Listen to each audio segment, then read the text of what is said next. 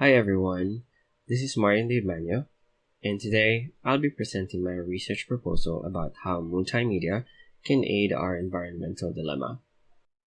I titled my research proposal, Multimedia and the Environment, a Sustainable Effort to Address Climate Change. I decided to go with this topic as climate change is something I have been interested in after I started knowing what sustainability is back in the early 2019.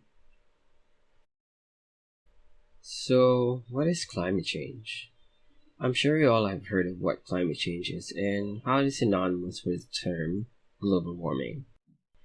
According to NASA, climate change is a long-term change in the average weather patterns that have come to define Earth's local, regional, and global climates. These changes have a broad range of observed effects that are synonymous with the term. Australian Academy of Science described that climate change is a change in the patterns of weather and related changes in oceans, land surfaces, and ice sheets, occurring over timescales of decade or longer. So, how about sustainability? McGill University defines sustainability as meeting our own needs without compromising the ability of future generations to meet their own needs. UCLA Sustainability says that sustainability is the balance between environment, equity, and economy. To understand this better, let's watch this video done by UCLA Sustainability. What is sustainability? One of the more common definitions of sustainability used worldwide is from the UN Brundtland Commission. They say sustainable development is development that meets the needs of the present without compromising the ability of future generations to meet their own needs. So put simply, sustainability is about our kids and our grandkids. How do we live today so that they can thrive and future generations can also have a good life? Our planet has many resources that we depend on for food, for housing, and many of those resources can replenish. You can cut down a tree and grow new trees. You can catch fish and there will be more fish. But that only works if you do it at a rate that these systems can replenish. We call that the replacement rate. You could think of it as a bathtub, and you're draining the bathtub and filling the bathtub at the same rate. And if you do that, then the level of the water should be able to stay stable. We call that equilibrium. It's not that you're not using any resources, you are, but you're doing it at a rate that the systems are able to stay somewhat steady. Right now, and over the past few decades, what we're seeing is that we are consuming resources much faster than the replacement rate. And the result of that, draining the bathtub faster than filling it, is that those levels are going down. We're seeing fisheries disappearing and other ocean life. We're seeing forests disappearing. Of course, everyone is familiar with the impacts of climate change and, other impacts of this level of consumption, plastics in the ocean, all of these problems. So ultimately, sustainability is about understanding how all of this is connected, understanding that when you make a decision to buy a smartphone, you are impacting someone's life on the other side of the planet who's involved in mining the materials to put in that smartphone. So sustainability is about systems thinking. One of the other big frameworks that we use to talk about sustainability is the 3 E's. In business, we call that the triple bottom line. Some people call it the 3 legs of the stool. And that's environment, economy, and equity. And it's not just about understanding that we need to manage all of those. It's understanding how they're connected. So if you only look at short-term economic profit, then you're not going to end up with a thriving economy in the long term. If you're only looking at conserving the environment without thinking about economics and understanding, how people are making their livelihood, you also may not end up with a thriving society. And if you aren't looking at equity, you're going to end up with a few people that have most of the resources and many people who are hungry and not living a good life. And that's not really a successful human society either. So sustainability is really about addressing all of those and understanding the connections between them.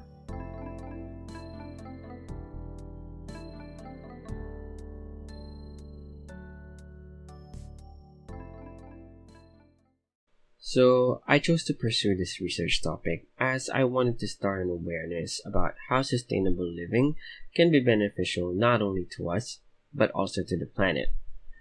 I wanted to make a ripple effect from making people know what sustainable living is, how to get started, and how to do more to better help in alleviating the effects of climate change to restore the balance in the planet. If you hadn't noticed, the heat last summer was way too much to bear compared to last year and the years prior.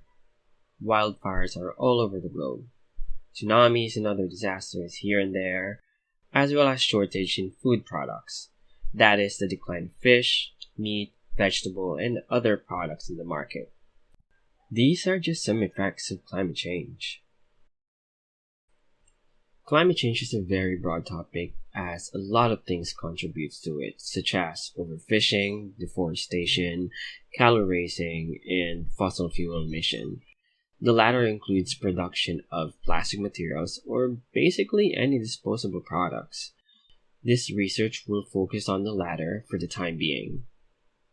This research will take a qualitative research methodology in which it will compile researches related to climate change to show evidence of the phenomena, how real it is, and how it is hurting the planet. Phenomenological studies will be used to conclude the research.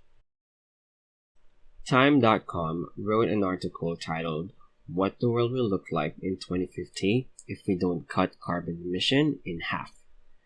This article reimagines how bad 2050 may look like if we continue living the way we do now. If you wanted to read through it, link is in the description. IEA.org shows reports of how going zero carbon emission by 2050 can give the world a chance of limiting the global temperature rise to 1.5 degrees Celsius. They say that despite the number of countries pledging to go net zero emission over the coming decades, it will still fall short of what is required to bring global energy-related carbon dioxide emission to net zero by 2050. Here are some of the comprehensive data they propose in reducing the world's CO2 emission by 2050.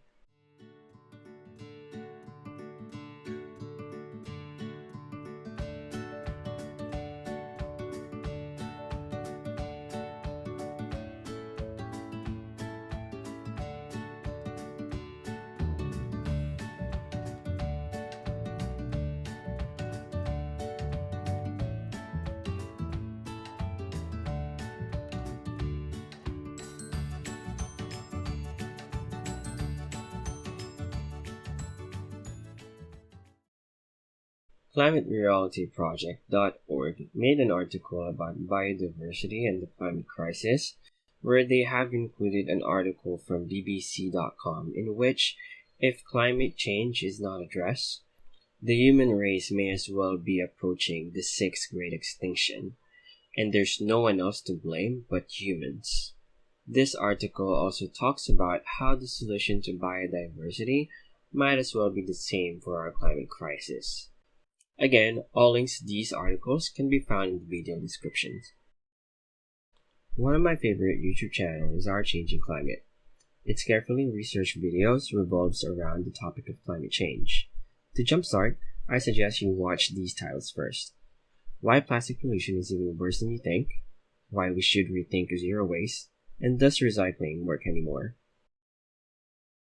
So, what is my proposed solution?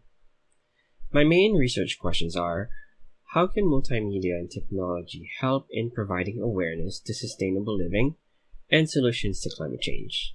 And how will it incentivize people who will go with the research solution? The aim of this research is to create a web-based application, for which I will call Planet Points for now. The user will have to create a profile, which will have a unique QR or barcode that they will show in the checkout. Planet Points will be used to redeem points for not using disposable products from partnering stores.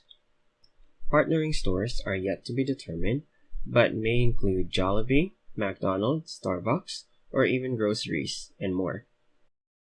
The points they earn from using Planet Points can be exchanged by purchasing products from the partnering stores, buying merch from Planet Points, like shopping bags, tumblers, collapsible food containers, or donating to non-government organizations doing sustainable efforts such as tree planting, coastal cleanups, and water rehabilitation. Planet Points will also have a page where users can read through sustainability-related articles and activities, which may include ways on how to become more sustainable, such as growing their own produce, volunteering to the cause, recipes for plant-based meat products, and more.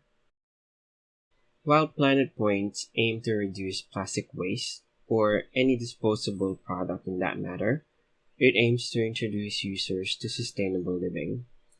The better they know about sustainability and how they are making a change to help the planet, the more they will likely be inclined to do and help more to the cause. My research paper is far from being done. I have yet to make a dummy web-based app to start with, and may be limited by the cost of developing and maintaining it. The limitation also includes the process of partnering with stores. But this is how I intend my output to be. For me, living sustainably doesn't need to be perfect. It just needs to be constant and done by many. Big or small, all effort counts. Thanks for watching.